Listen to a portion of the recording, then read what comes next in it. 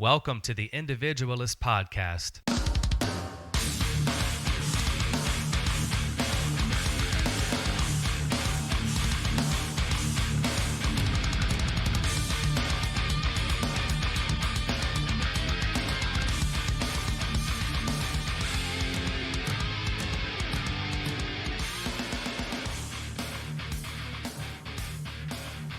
Welcome, everybody, to episode 4 of the Individualist podcast.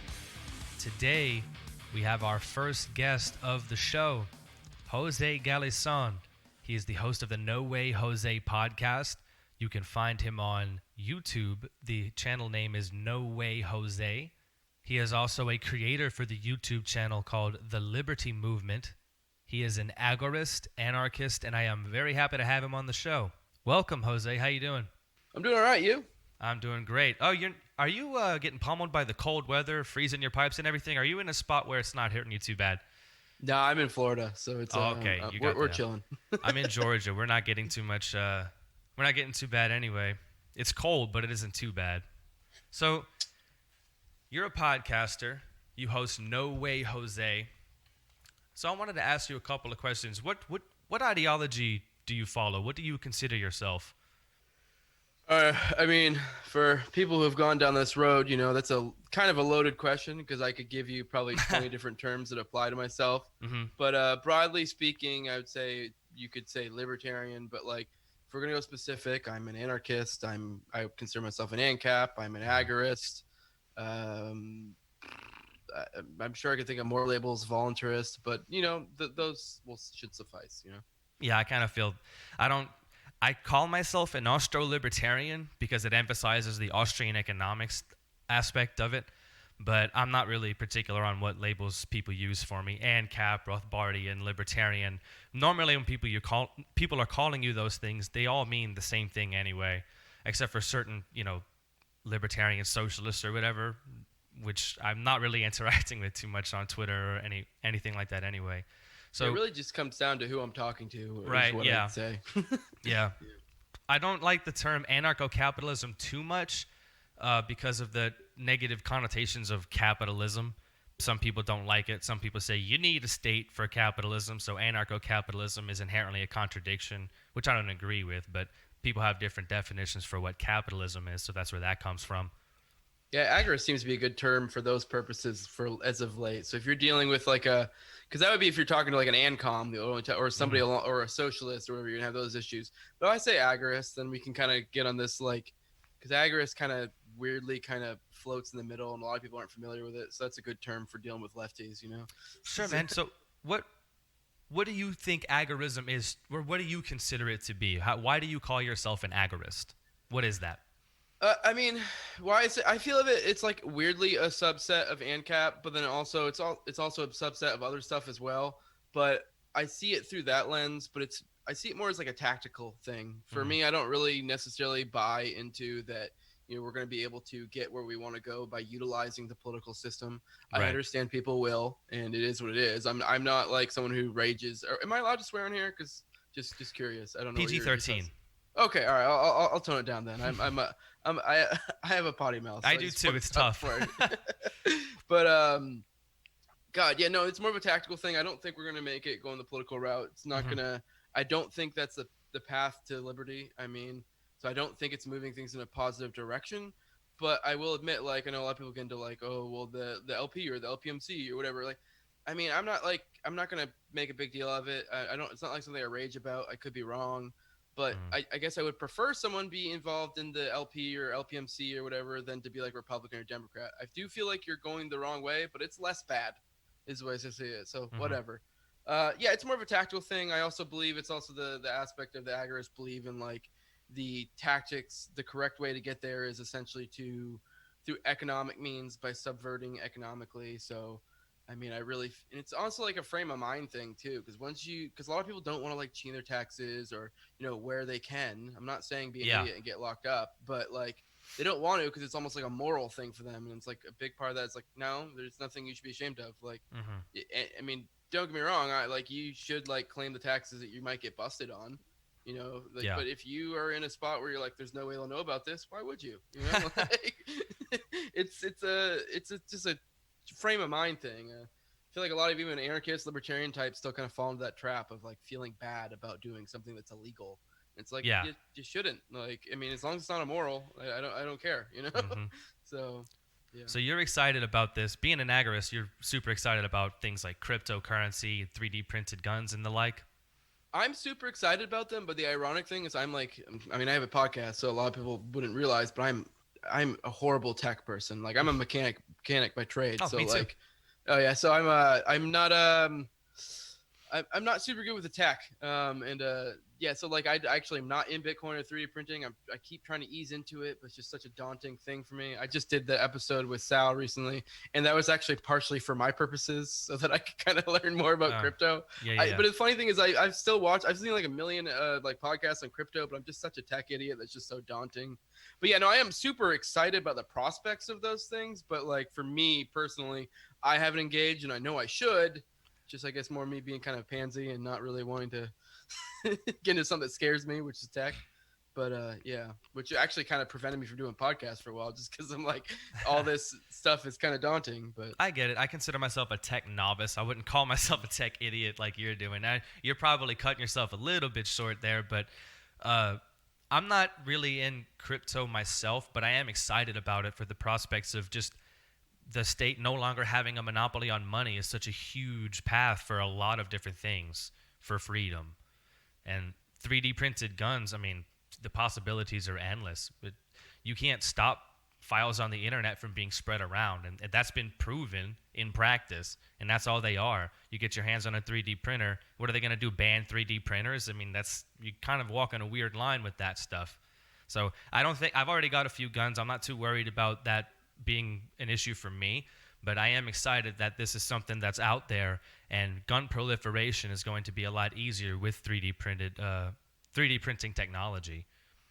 oh, for sure, yeah, I'm definitely excited about all that. I know we kind of get a weird spot because then people go, oh well, the state will crack down, and it's kind of like they have in a lot of places. Like I think Bitcoin is kind of restricted in like China, for example, Mm-hmm. but it's like from my understanding, I'm talking out my butt a little bit, but I know that they have workarounds and it's not that hard. Like I'm sure you get a VPN, you do a few other easy steps, and this is coming from someone who's like an admitted tech idiot, and it's like it seems pretty easy to find workarounds. Right. So I mean, there's only so much you can do, especially when it's something that's global like this. That's the beauty of the internet too. So And that it's blockchain, it's encrypted. The feds can't get their hands on it. That's another huge deal. Civil asset forfeiture is a big problem for me, that I'm sure for you too. Anybody who's in this libertarian stuff, civil asset forfeiture is an absolute travesty. And if people are starting to get into Bitcoin, that's pretty much going to be impossible for money, at least. Obviously, property is a different subject, but for money, if we start shifting toward a crypto society, that would be pretty cool. oh, for sure. So you're an agorist, libertarian, ANCAP. What age were you when you became politically aware? I mean, I don't know. It's kind of always been something that semi-interested me pretty much, I don't know, from a fairly-ish young age, maybe like late teens, early 20s. I mean, I was definitely very caught up in like, I mean, having fun, partying and stuff in high school. So I wasn't like too overly concerned about it, but I've kind of always been a little bit interested. But I don't know, maybe early 20s would probably be a good way to answer that. But I mean, I kind of came from a religious conservative home. And I wouldn't like. I like to say we were neocons, but that's kind of almost not fair because we didn't even really have that strong of an opinion because it wasn't Right. something that we like really paid too much attention to. I do remember listening to like Rush Limbaugh, which is topical. He just died today. Yeah. But like I remember listening to Rush Limbaugh in the car on my way to school and stuff like that, and other similar personalities. So I kind of grew up in that ilk, So I guess I was kind of always interested in a cursory sense, but it was never anything that was like super important to me. Yeah. It's hard to call yourself a neocon when you're not raw American power, patriotism type of deal. So I guess, yeah, you may have been a neocon, but a shy neocon. But even then, like you said, neocon's not really a fair classification at that point. What was your first exposure to libertarianism? I mean, I know a lot of people have this like magical moment, but like I don't really remember the moment. Like, everybody's like the Giuliani moment with Ron Paul. I would say it was probably Ron Paul because I do remember him like he was probably around like high school. I vaguely remember like seeing him here and there and liking a lot of his stances, and he interested me, but I didn't have some magical moment. But it was like it kind of got slowly introduced to that through him. Yeah, I mean, not to jump ahead, I don't know how you have this plan, but I mean, really the big thing that kind of cracked it open for me was I actually was my religious thing, because I went from being like I grew up in a like I went to a Christian school and stuff, and I kind of started losing my faith at some point, Right. essentially, and then I started kind of getting interested in like learning like, well, is this legit? Is this not? And I kind of went down the whole atheist path. And from there, I learned a lot of like logical tools and fallacies and stuff like that. And it was actually funny enough that then was like the way that kind of got me thinking more libertarian-ish, because I was kind of more like conservatarian-ish at that time, like I was like basically a Republican, but with like, like the generic Republican, but people should be able to smoke weed, but I didn't have any principled stance on the matter, Right. And it was from like my religious, like essentially deconversion, like not even conversion, but kind of losing my faith, and then kind of looking into, should I lose my faith or not? I kind of became a full blown, like essentially atheist. And like through that, it's funny because I say that like the logical tools I learned from that is what got me out of theism and being an atheist. And the funny thing is like the atheist community just doesn't do the same thing. Like they apply it to God, but they won't apply those same logical principles to the government. You're absolutely right. Yeah. So it's like, I know a lot of people accuse like, well, atheists just replace one religion for another. Like, yes, a lot of them did. A lot of them, they don't apply their logical principles to their government. For some reason, it's like they can apply it all to God and it all makes sense. But once you apply it to the government, like, Yeah, I was going to say, you being able to doubt authority via religion, that kind of opened up the door for you to start doubting authority vis-a-vis the state, pretty much? Basically. Yeah, and that's kind of, and really it's just kind of what got me thinking more. Really, it's kind of what more trained me in logic. Like I hadn't really been trained in logic at all before that point. Because like I just like, I mean, I knew things, and I went to school, but it's not like school goes through and teaches you fallacies. Right. It's not like they, if A equals B, then B, whatever. Like they don't teach you these things. So like, I didn't even really know how to think before I did that. And it was really just like questioning my faith and like me being like, am I wasting my time doing this? Like, why should I even? It was more just my parents would always hassle me and be like, well, it says in John 3:18 or whatever, this and that. And I'd be like, and then I'd have to go down like, well, let me look into it. And so that got me in the whole realm of logic and then logical fallacies, but which that wasn't even like a thing before then. So it was like I didn't have any, like my thoughts on matters weren't grounded in any principle basis. They were just, roughly kind of vaguely what I think. And that was kind of what started getting me in that realm of like thinking about principles and logic and such, Yeah.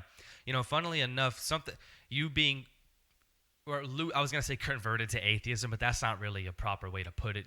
Losing your religion, so to speak, led you to libertarianism, where there's a lot of Christians in this country who are absolute full-blown neocons and support bombing the hell out of the Middle East, and they don't care that those people worship the same God. They can't put that together. So maybe that I'm not a Christian. I was raised Catholic, but I'm not an atheist. I consider myself an agnostic. So not to get into there's a lot of atheist libertarians that just bash Christianity no matter what. I'm sorry, will you say something? Yeah, I just want to clear up. When I say atheist, to be fair, I should say agnostic, but a lot of people don't realize is like agnostic and atheist are actually answers to two different questions. So I'm an agnostic atheist. So you're exactly right. Yeah. So I don't assert there is no God. I don't believe there's a God. I don't think there is one. Right. Yes. Cause like, just for people listening, because a lot of people get all stuck on this, whether you're a theist or an atheist is a question of belief. So if you believe in God, you're a theist. If you don't believe in God, you're an atheist. But now when it comes to Gnosticism or agnosticism is a matter of knowing. Right. So if you know there's a God, you're a Gnostic, or know there is or isn't a God, you're a Gnostic. And if you don't know or there's a God or isn't a God, then you're an agnostic. So really, I think like no matter whether you're theist or atheist, I actually think to be a Gnostic in any regard really is actually essentially logically foolish. Yeah. So like, I mean, if you're an agnostic atheist, like I kind of can't respect necessarily a Gnostic atheist or theist really. So if you're an agnostic, Huh? Go ahead. The Gnostic atheists can get really annoying. That's what I was going to go into. Like, I'm not trying to do any Christian bashing or anything, but the lack of logic that the people in the Middle East, they do worship the same God. Jesus is in their book as well. He's not their main prophet, but Jesus is a highly respected figure in the Muslim faith. And the fact that these Christian evangelicals who happen to be neocons just can't put that together and say, well, maybe this isn't right, it's a puzzle to me. I can't figure it out. I think it's just a matter of no one really has principles. So it's kind of what I was going into earlier, that like, you know, it's kind of funny. I think I was talking before that I talked to Vin, and it's kind of the age of magic, where it's like, you know, you just need to learn how to be able to deal with these sheep and kind of like essentially use magic in your speech and how to convince people one way or the other. Because trying to do this thing we've been doing forever of like, well, this principle or that principle, people generally aren't principled, and that's the thing. So that's why you have religious neocons, which, I mean, like, I know I said I'm an atheist. I'm not one who necessarily, I kind of went through my angry atheist phase. I don't really try to bash Christians or anything anymore. Like, it's whatever. I mean, as long as you're not a Gnostic in either regard, if you're if you're an agnostic theist and you believe there's a God, but you don't assert it, cool. We can probably be, I don't really care. But at the same time, if that's your principles you buy into, and you buy into the principles of Jesus and like that line of thinking, and you're also somehow a neocon, it's just, I don't get how you square that circle. But that comes back to how I was just saying that no one has principles. Right. They wouldn't even recognize that there is a hypocrisy there, because in their mind, the principles don't exist in the first place. Exactly. So what kind of, I know you said Ron Paul was a sort of a catalyst for you getting involved in this stuff. Do you have any, like, what, I like reading Rothbard, I like reading Bastiat, even though Bastiat wasn't expressly an anarchist, he was a radical minarchist, I would say. Are there people that you started to read and started to get more into this? Who are your favorites, whenever, off the top of your head? Who do you like to read in this anarchism, libertarianism stuff? Well, I guess we can kind of tie this back into my development. Really, the big part of my development, I know you kind of were, I feel like you were kind of like inching at, like, you know, what was your moment? And I know a lot of people have a moment. I didn't have a moment from becoming a libertarian. My moment was becoming an anarchist. And so my moment, and that came from reading, which came from, really was, I've been listening to Dave Smith podcast for forever, the Part of the Problem. Yeah. And he always went on about Anatomy of the State with Rothbard, and I just was not someone who even really read. I mean, I would read comics here and there, but nothing like too crazy. I wouldn't read any, like, you know, philosophy and stuff. And then just him going on about it forever and ever, it was just finally his like cult of personality that drew me into, like, you know what, I should read this book. And I kind of was at that point, I was like a minarchist, like kind of constitutionalist. Right. And so, like, I read Anatomy of the State, and a big part of Anatomy of the State is, like, he just kind of points out the logical flaws in that this would even work at all. And, like, and he kind of did focus a lot on the founding and the Constitution, and just, like, how power will just naturally over time, just no matter what, like, you can wish all you want and be like, Constitution's this great document, and if we only just did that, if we only just did this, and it's like, but the problem is, you know, we're not just, like, wishing that is just wishing on a star, like hoping that people just go back to the Constitution. It's like, that's not going to happen. Like, if only people did good things and not bad things, like, yeah, of course, it's just wishful thinking, you know? So that's kind of what Anatomy of the State really drove home for me. And that was that. I mean, I've, you know, with reading though, like that was my big book. Probably my other big, you know, transformational book was probably Konkin's books, you know, obviously, you know, Agorist Primer, A New Libertarian Manifesto, and then Agorist Class Primer. They were all great. He's a great author. Rothbard, him, God, Larkin's great. Superstition, Most Dangerous Superstition is a great book. Obviously Spooner. I've read like everything of Spooner. Those are probably, I'd say probably the ones that were most transformational. You know, I think I literally read Anatomy of the State, and I think I read No Treason After. And so, like, I basically just, you know, did a 1-2 on whatever delusion I had of the Constitution, you know? Oh, yeah. Yeah, that he just destroys the Constitution with one line. And I've done that to my boomer con, neocon coworkers. It's like, look, I asked them a question to set it up. Is the government acting under the Constitution right now? And obviously the answer is no. No conservative would answer yes. Oh, I would hope not, at least. And then when they inevitably say, no, of course not, then I say, well, then the Constitution has failed to stop them from acting outside of the Constitution.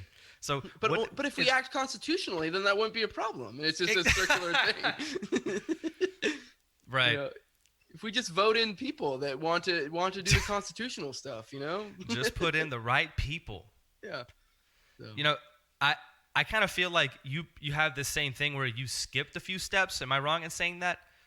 How's that? What do you mean? Well, Maybe for the elaborate. example that I gave on the blog post in the episode I did on this was that I was a neocon when I was like a kid because I liked the military and explosions and killing the bad guys. And then, in short, I started taking the first anti-war stance of my life because it was a way to criticize the Obama administration, and you kind of use that as a cudgel to beat my friends over the head with who liked Obama. And I was like, well, look at the wars he's getting us involved in.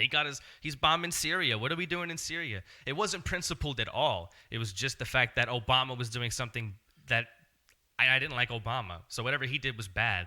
So I went from that, and then I became like sort of like you just said, a constitutional conservative, and then discovered the band Backwards. Have you heard of Backwards? Yeah. I actually, I knew of Eric July for forever. I didn't like start listening to his music until like well after I was like deeply entrenched. So it didn't really have any movement on me in that way.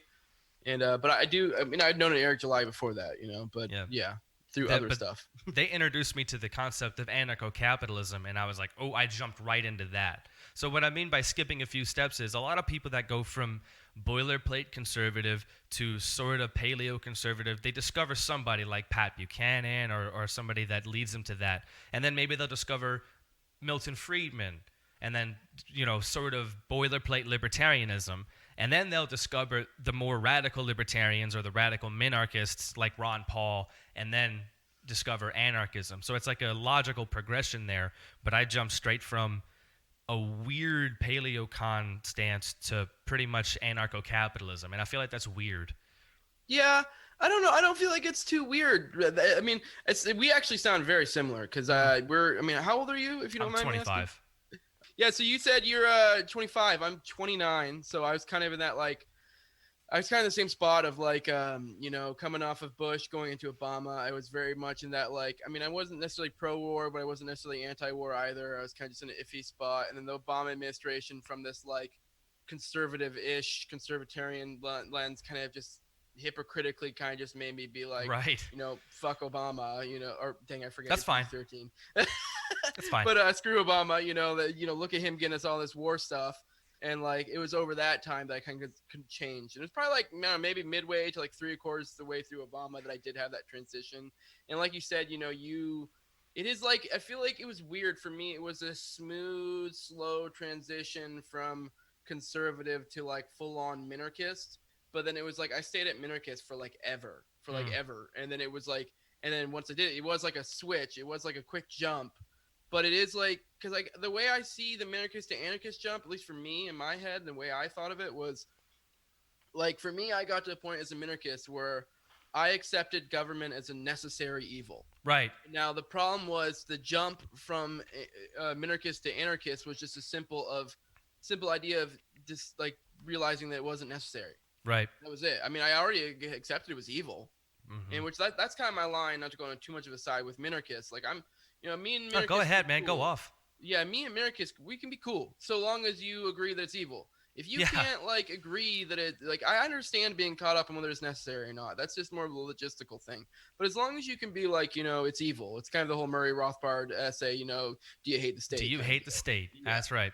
So if you hate the state, if you can admit it's evil, if at the very least you can admit it's evil, that's kind of all I really need. And at the very least, that this is bad, but for some reason you think the bad thing must happen. Right. I mean, the jump from minarchist to anarchist is just a matter of finally coming to terms with, I guess, either one, that if it can't be done, I don't care, because there are some people who do are just well, I don't care whether they can figure it out or not. I mean, it'll happen. It's bad, so it shouldn't happen. Or just a matter of accepting that logistically it's a possibility. Because now I'm full at the point. There's just no logical reason why a free society can't happen. I mean, aside from just a matter of the people. And it's just a matter of once people lose that illusion of authority, Mm-hmm. So yeah, the line that I would hear from my relatively conservative, I had a teacher in high school. When I was in 9th grade, she taught me world geography.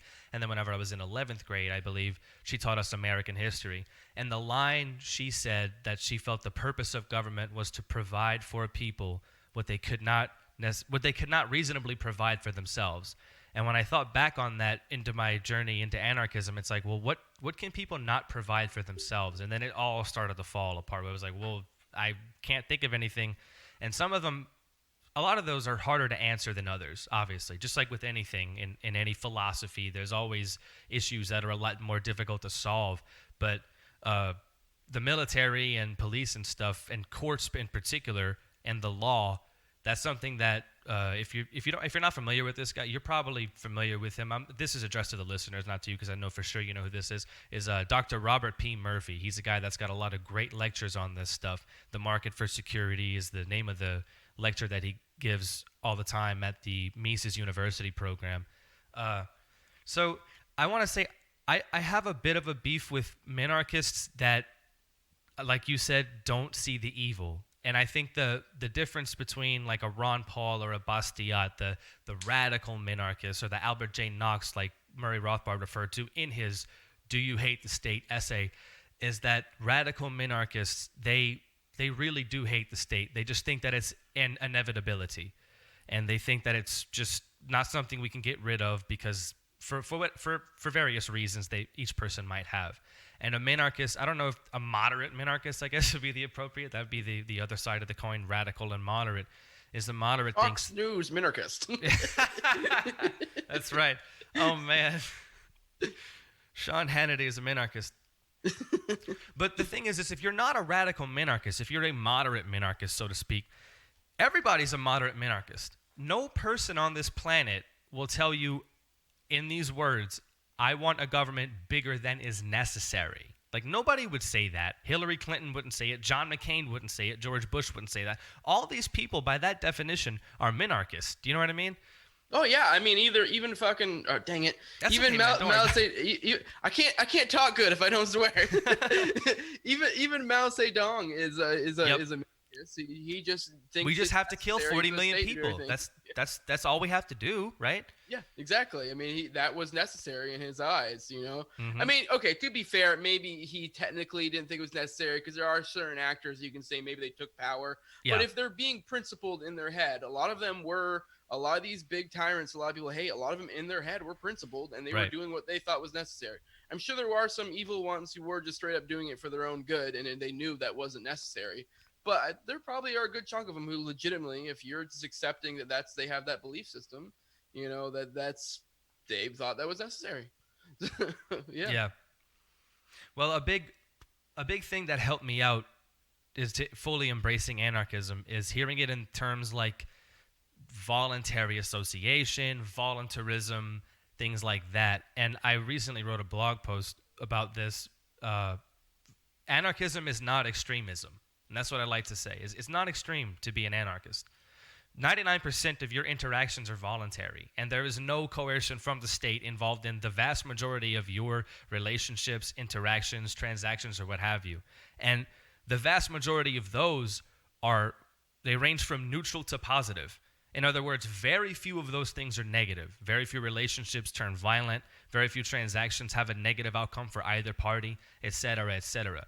So why is wanting that 1% of coerced, 1% of involuntary association just abolished, and wanting the 99% voluntary to become 100% voluntary, why is that considered to be extreme? I don't know. To me, it seems fairly moderate, if you ask me. Yeah, it's just a matter of, you know, they've just cooked the language well. Mm-hmm. You know, you say anarchist, I say anarchist to my friends, and the media immediately evokes, images of Antifa, riots. Right. I mean, hell, there were people who were referring to the Capitol riots as anarchist. Yeah, like these radical anarchists. Pro-Trump anarchists. When I say I'm an anarchist, what I'm saying is that I think that I think people shouldn't hurt people or that haven't hurt them and don't take their stuff. Exactly. And I think that applies to everyone. I don't make any exceptions. That's the only difference. You know, like minarchist or just, you know, statists in general, they make exceptions for that. For some reason, there's a magical entity that gets to break those rules. Yeah, my favorite minarchist argument is, well, people are bad. There's no way we can't have, there's no way we can have a private police force, private military. We have to give awful men. We're all awful, right? We're all awful. That's why we need this police. That's why we need these courts. That's why we need this monopoly on them. But they're failing to make the connection that the same human beings who they view as awful are still going to be in charge of these things. It's just that they're going to have the monopoly on it. Yeah, no, it's the argument that if the police, we have police forces or insurance agencies or whatever, they'll just become tyrannical and they'll take power. It's like, you mean exactly what we have now? Yeah. Wouldn't Like, warlords take over? That picture of I mean, they have a small point. It's like, okay, yeah, sure. I guess if you did it, maybe power could reinstitute itself. But it's like, that's not an argument against it. That's just like, saying this could happen again. Like, okay, but wouldn't it be at least better to move in that direction? Right. There's never going to be, we're never going to eradicate, well, I shouldn't say never. It's highly unlikely that humans ever eradicate disease. That doesn't mean we shouldn't try to be finding the cure for cancer, the cure for ALS, the cure for Alzheimer's and stuff like that. That's kind of... That's a good way to put it, because Conkin, like, for example, Conkin, like, his big thing with he points out in NLM is, like, he kind of points out, like, tactics going forward, and he thinks with governments or like statism in general, that it's kind of the same. Like, the way he looks at it is, like, for example, he thinks of the agora coming up, and there will be bubbles of agoras that will eventually grow, and then at some point they will become the major entity. But statism or governments will never completely go away. Yeah. They will just have like isolated spots, like where it's like there's city states or whatever, but it's never going to just magically go away. There's always going to, because at the end of the day, all that the government really is coercion. So it's like, I mean, if you have a gang in a city somewhere that's controlling the area and they're making people pay protection money, for all intents and purposes, they are a government. Right. Like, there's no there's no principal difference between that gang that's controlling a region or the state, because that's all it is. That's what it is. Yes, there will be places that still exist like that, but if we at least move that way and change people's perception to where that's they look at that as a gang and that's a negative thing. Exactly. Even if it does exist, at least they recognize that it's not good and that this should be eradicated, so that way it's not accepted. Whereas if you accept it, like the state, then it's going to become more pervasive and become this large, huge thing it is. Because it's like Rothbard goes into a lot that's how the state, he thinks that's how the states started. He went into that anatomy of the state, is they kind of just were these gangs that took over regions and then just, it cemented their power further and further. But it's like, but you say to a normie, that the state is nothing but a gang of criminals. They're just like, what? I mean, like, by all principled measures, that's all they are. Right. There's no consistent difference aside from the belief of the people. I mean, I guess you could make the consent of the governed argument, and there is some legitimacy to it, because if you're looking at it from a collective mindset, yes, I mean, that is a big thing. Once we lose that consent of the governed, once a critical mass of people finally say, no, this is not okay, then it withers away. So there is some truth to that. But at the same time, I think me as an individual, if I don't think that's okay, I don't agree with the collective having any sort of like influence over me like that. And ideally, we get to a point where there are so much individuals with this mindset. It's in a sense, to bring in Sterner, it's what's his term? A union of egoists. It's a group of a collective of individuals. Right. So, and then we shun off the idea of the state, but it'll never go away completely. Yeah, probably not. And you mentioned what you said earlier sounded like radical decentralization. Like, yeah, maybe you have some small city states here or there, but the fact that the federal government has such power and such reach on the entire country is a major problem for anybody that wants to get away from it. And Jeff Deist, Jeff Deist is? Mm-hmm. Oh, yeah. Yes. He and another guy at the Mises Institute, Ryan McMakin, had a talk where they discussed how decentralization is helpful. If for nothing else, then you can move and it won't be an inconvenience for you. Like, whereas now, if you want to get out of the United States, you have to go across an ocean or to a completely different culture. Whereas if you're let's say I'm in Georgia. I'm not in Atlanta, but just a city that everybody knows. Let's say you're in Atlanta and they're their own little city state. If you move an hour away, you wouldn't have to be under the laws of Atlanta anymore if your situation were to arise. So decentralization is a big step in the right direction, regardless of if states are abolished or not. In decentralization, that point kind of goes hand in hand with nullification as Right. well, which a lot of people bring up, say me being agorist and not believing in going the political route. Like, well, what about nullification? And it's like, because they'll point out, that's a political thing, but it's like, I guess that's, if anything, like, nullification is no different than, I guess, what agorists do on an individual level. So, I mean, Ignoring I'm not necessarily the laws. Yeah, like Yeah. I have no problem with if some state, like I know there was a big thing recently where there was some state, I think you had in regard to either the gun stuff they were talking about, or it might have been some of the executive orders of Biden, but they were talking about in whatever state it was that they were not going to not going to abide by it. Yeah. And it was funny. There was someone in, I remember it was in the comments with social. There was someone in there that was like, they said something along the lines of like, oh well, because it's a federal mandate, it supersedes this or that. And I'm like, and I said like, who cares? Yeah. Like at the end of the day, like I don't care what words are on paper. If a collective of individuals decide we're not abiding by this, and they don't abide by it, and then the one trying to put down the rule doesn't enforce it in any meaningful way, it doesn't happen. And my point was, if there's a gun-free zone on sign somewhere and everyone's packing and no one does anything about it, that's just a sign. What can you do about it, right? That is agorism. It's just ignoring the law, pretty much, right?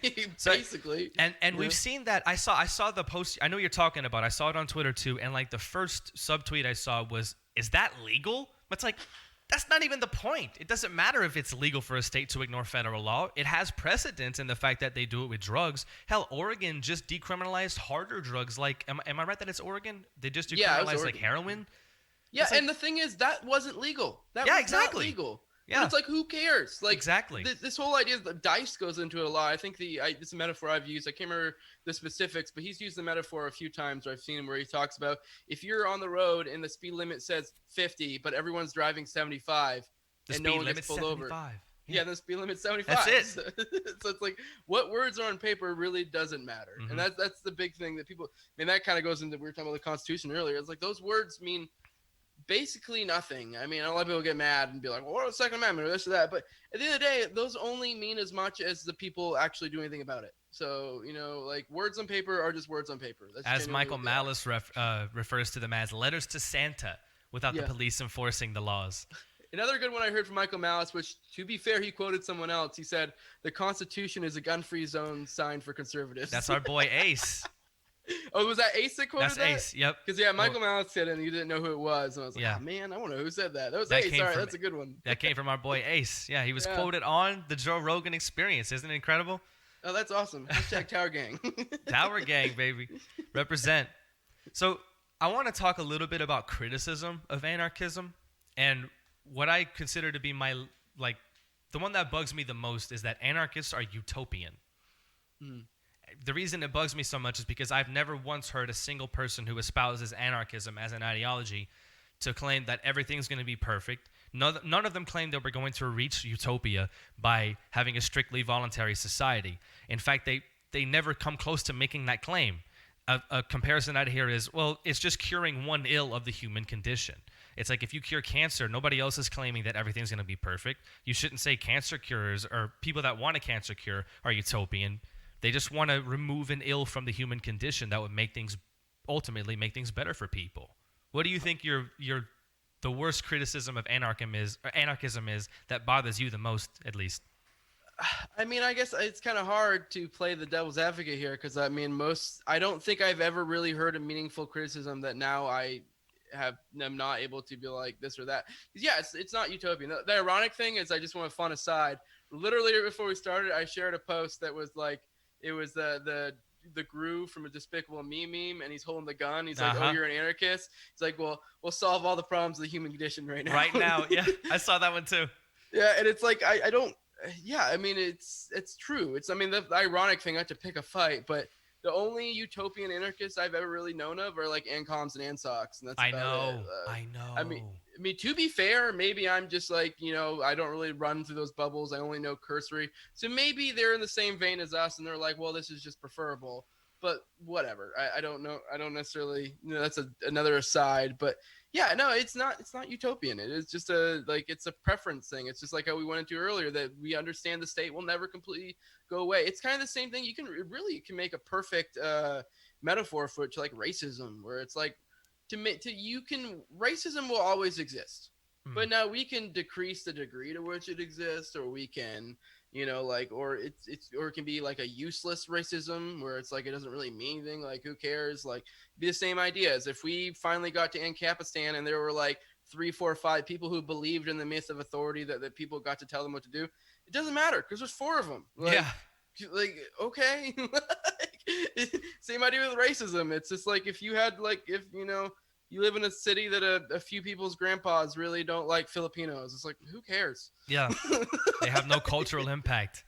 Yeah, it's like whatever. But now when you have like 80% of them are, and they're creating legislation to stamp down on Filipinos, it's a different Right. story. Mm-hmm. Like, So, but I don't know. I mean, it is. I feel like it's intellectually dishonest, but I mean, maybe I will hear criticism someday, but I don't. The big reason why I became an anarchist is because I dispelled all those criticisms. It's so logical, For me, right? it was such a huge jump to anarchism from minarchism that it was just like it. For me, it was just like because anarchism has all these connotations. It just seems so radical, so crazy that it's like it's just hard to buy into the idea that the bulk of human existence has been entirely wrong. Right. I mean, not even the bulk, I guess, evolutionarily speaking. It's actually a blip in the radar. But for our consciousness means, like to our perspective, it seems like, thousands and thousands and thousands of years of states. And for us to be like, there's nothing there, there's no grain of truth. It's literally just evil incarnate, like from a logical perspective. It's just hard to buy into. You're like, there's no way all of my ancestors have been wrong. But yep, they have. Yeah. That's a tough pill to swallow for a lot of people. Yeah.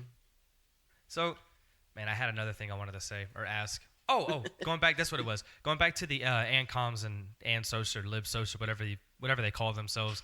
I think that comes down to are you familiar with the constrained versus the unconstrained vision that Thomas Sowell wrote about? Maybe if I heard it, I would. I don't know it just by its title. I mean, I haven't done a ton of Sowell reading either because I kind of jumped way past him. He's more like when you're reading conservatarian stuff. Right. That's on that for just a second. When I talked about skipping steps earlier, it is funny because now that I've so immersed in the Austrian School of Economics and anarcho-capitalism, since I've done that, I have gone back and read some of Sowell's stuff, and some of it is really good. His cultural politics are really good. But anyway. Go ahead. I feel like doing that, not to get too much of a side, I feel like doing that kind of like almost throws it off for you. Because, for example, I read, what is it, the Albert J. Nock, the famous one. I can't remember. Our Enemy the State? Our Enemy of the State. Yeah. Yes. I read that like well after I was in ANCAP. I think I read Conk and everything. And like there were good parts that were good. But for me, if anything, I was kind of like, meh. Disappointed. Yeah, but like, so I guess it's one of those things where like, because that was another thing I brought up recently. I read Noam Chomsky's, I was doing the audiobook of Noam Chomsky's Manufacturing Consent. And it's like, the big part of that is how the media is just like, it's completely crooked. And for a lot of people, it's like a huge book. But like, I listened to it, I'm like, this is kind of lame. Yeah. I mean, for me, because it's been well established for me already. What are we doing here? Yeah, exactly. It's just kind of like, yeah, they suck. Yeah. So it's the same idea as going back and reading like Friedman, Sowell. I feel like Sowell's a little bit different. I feel like Friedman, if I tried to go read some of Friedman's stuff, not to knock on him, he was a visionary of his time. But if I went back to read, I feel like a lot of it would enrage me because it's like he's still, I agree. Like, he would, especially economically speaking, he just just kind of clung to a lot of stuff. You're like, why? Yeah. Yeah, he's a Fed simp. He really is. But I was going to talk about the ANCOMs and the AMSOs. This constrained versus the unconstrained. You have a very constrained view of humanity. It's like humans are humans. There's no way we can have this, what they call the new socialist man or the new communist man. You cannot fundamentally change what a human is. You could put him in a three-piece suit. You can give him a book to read and educate him. At the end of the day, he's still a human being, and he will not become this new communist man. And I think that the unconstrained vision where that somebody can be molded into a different type of human in the socialist utopia, that's why these socialists and communists think that you can have a communist utopia. I don't think I've ever heard that one, honestly. That's a new one. That's interesting. I mean, it strikes me off the bat. I'd have to look into it more. It almost seems like a false paradigm, which I don't know if this was something Sowell was proposing, but I feel like it might be looking at the question wrong, but it is interesting. Yeah. Because I do think because I don't think there's nothing in me that says humanity can't change, but then I feel like the implication there from a socialist communist perspective is that they're trying to maybe not necessarily force it, but they're trying to make it happen. I don't think like you're not gonna be able to have that kind of control, So right, it's not like evolution. Yeah, or I mean, whatever. it just naturally happens. But right. to have any sort of like, oh, if we just eliminate the state, then magically we'll evolve to this. I don't know how you get from there to there, without some sort of is force implied, because that's the big thing with the ANSOCs and comms is it's like the big question for me, if I can be down with them is because some of the ANSOCs and comm types, some of them are cool with private property. But now if they're saying you can't have private property and that's somehow, okay, maybe they're not cool with it, but a lot of them don't think it's violence. That's the big thing. Because some ANSOCs and comms don't say it's violence, but some say no, to have private property or to claim ownership is a form of violence. Right. And that is where I'm like, not cool, because now they're putting on a stance of now I can impose violence on you, because that's the implication from that. And it's like, no, I mean, you can try. But Does it bother you whenever they make the distinction between personal and private property? Because it bothers me a lot. Oh, yeah, it does. There's no meaningful difference. I agree. Oh, did you see that debate? Not to go into too much. I keep saying not to go too much. I like the sides. I don't know how long you're trying to make this go, so we could go forever. But I don't know if you saw, there was a debate a while back with I think it was Humer and Friedman. Not Milton. Yeah, David. And it was, I can't even remember the names. It was like two ANSOC and comm types. I don't remember specifically what they were. I didn't see it. I'll have to check it out. God, I'll have to find the link. It was actually really, really good. It was a good long debate.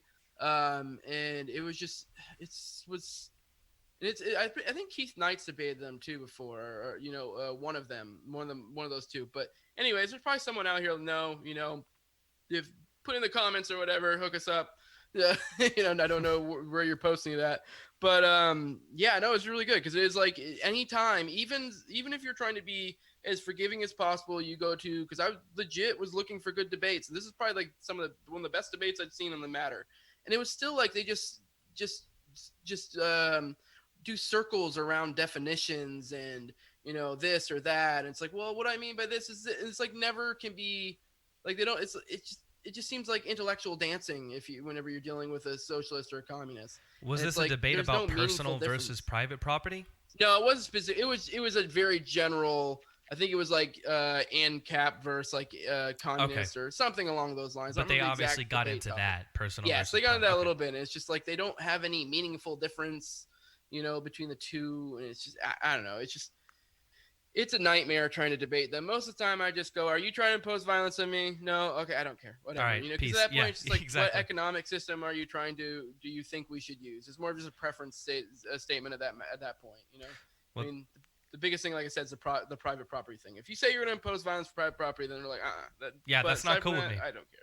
If you think magically once we get rid of the state, we're all going to voluntarily live in communes and it's just going to be great, then cool, whatever. You can have that thought. I don't care. But I don't think their number is 3 generations. I could be quoting that wrong, but I think they believe that within 3 generations of a communist society, a new communist man will have arisen and will not want to own anything, and everybody will be pretty much a collective of, there won't be individuals anymore, from what I understand. I could be getting it wrong, so sorry, angry communist, preemptively, I apologize. I could be getting it wrong. Most of this knowledge is absorbed through osmosis from listening to other people talking about it. Yeah, and I've heard that before too, the 3 generations thing. Okay. And you know what? Like, I mean, with my philosophy, and if things were how I wanted, or how the world was magically how I thought it should be, then under that system, they could go do that. I don't care. And you know what? Maybe they're right. Maybe 3 generations from now, we'll all see the light and we'll voluntarily, communally do things together. Cool. I'm not even necessarily against that. I mean, I'm just the thing of coercion. I think naturally it probably wouldn't work out exactly like that. We wouldn't come together and communally work like that. I mean, in a sense, we would kind of communally work, but not as like a collective. Right. It would be voluntary associations from individual to individual. Yeah. So, I mean, and things like that kind of do naturally arise in free, mutual aid systems, stuff like that. So, but yeah, I mean, it's kind of getting way off in the weeds. But yeah, I mean, I just don't normally care too much about the whole like socialism, communism thing, as long as they're not trying to impose violence. As long as they're true anarchists, then like whatever, I don't care. If you just think magically the state will go away and we're all magically gonna do that, cool. I think you're wrong, but cool. Yeah, that's like I had a tweet today. It's ironically, Ankapistan could only ever exist in Ancapistan. Yeah, no, that's true. Yep. I mean, yeah, I guess it depends, because it's that's when you get into the issue of the definitions. Like I was getting at earlier, that's a big thing with ANCOMs and SOCs, is there's never like any solid definitions, and it's like, so that's why you just have to really be like, the big sticking thing is the property thing, and that's aside from that, like, whatever. I don't care who cares? Like, you know. All right, man. I think we're getting about time to wrap this thing up. So where can people find you? Your socials, your podcast, and all. I'm pretty much Jose Galison. Anywhere you can find me at. I'm on Minds. I don't even really know how. I just did Minds. I have like nothing on there right now. Minds. I was on Parler before it got nuked. Facebook, Twitter. Parler got nuked. Oh wait, what? that's right. It got taken off the Play Store and all that stuff, right? Yeah, I don't think it's back yet. I was actually kind of starting to dig it. I mean, it was like a MAGA rah rah rah, but it was kind of like different. You know, I didn't mind it. I really liked, for my purposes, for sharing stuff. It lets you put let your video play in the link or in the post. So, but that's an aside. MeWe, Twitter, Facebook. Those are my big ones. You can also find me, like, my podcast is on YouTube on No Way Jose. Basically anywhere podcasts are at, every podcatcher. I'm also on the Liberty Movement YouTube channel, which is another project, which is kind of like a rotating cast of different shows on there. But then I only put, it's like the focus of that channel is cultural, non-political liberty stuff. So we have like a parenting channel on there. We have a movie review channel. Then I have mine. I try to like do like half my stuff to be that. So like I'll put my like cultural stuff up there, stuff that I focus on that. And then hit me up at thelibertymovementglobal@gmail.com. That's my email if you want to hit me up. I'm on BitChute as well with the Liberty Movement. And yeah, I think that's basically all my plugs. I'm sure I'll think of something later. Oh yeah, if you want to give me money, patreon.com/NoWayJose2020. I'm also on endthefed.app, and my handle on there is NoWayJose2020. That's a new app. Go check it out if you're interested. It's where you can kind of support people with crypto. So if you want to give me crypto in there, that'd be cool. So I think it's all I really got. Yeah, it's been fun being with you. All right, man. That was definitely a really good conversation. I enjoyed it. I hope everybody enjoyed this episode of the Individualist podcast. Thank you very much, Jose, for coming on the show. We'll see you guys next time.